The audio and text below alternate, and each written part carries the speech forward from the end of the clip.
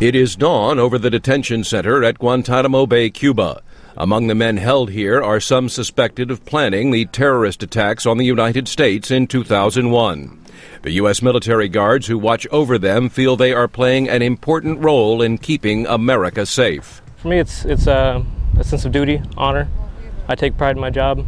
That pride is widely shared among the U.S. military personnel at Guantanamo. But the detention center is a divisive topic among many Americans. President Barack Obama promised to shut it down after he took office in 2009. The reason? Accusations of torture. Mullah Abdul Salam Zaeef is a former Guantanamo detainee and Taliban diplomat now in Kabul. They were putting you in isolation, and they were putting you in the cold, and until you have to tell them. And they were using any kind of thing, any kind of torture. Former U.S. Defense Secretary Donald Rumsfeld and other top officials in President George W. Bush's administration insist no torture ever took place. They train their people to allege torture. And so the first thing someone does when they're captured who's a terrorist is say, I'm being tortured. And the press carries it just routinely, even though it's false.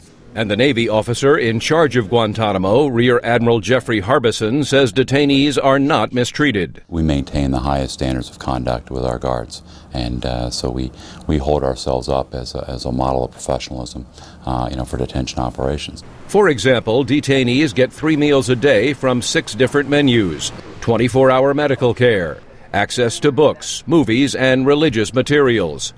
But it is still a prison, and some of the men held here are considered so dangerous they may be held indefinitely. There is one prison here at Guantanamo Bay that is so protected, its very location is top secret. It is called Camp 7, and it is believed to be housing the suspects in the 9/11 terrorist attacks on the United States.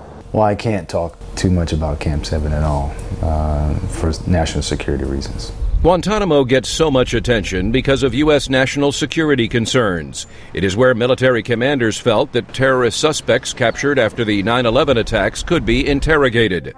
Cully Stimson is a former top Defense Department official, now with the Heritage Foundation. We were under immense pressure to capture people who we knew or suspected were part of the 9/11 conspiracy, and then prevent any future attacks. Get open! But the decision to send terrorist suspects to Guantanamo was a bad idea, says Eugene Fidell, a lecturer on military law at Yale University.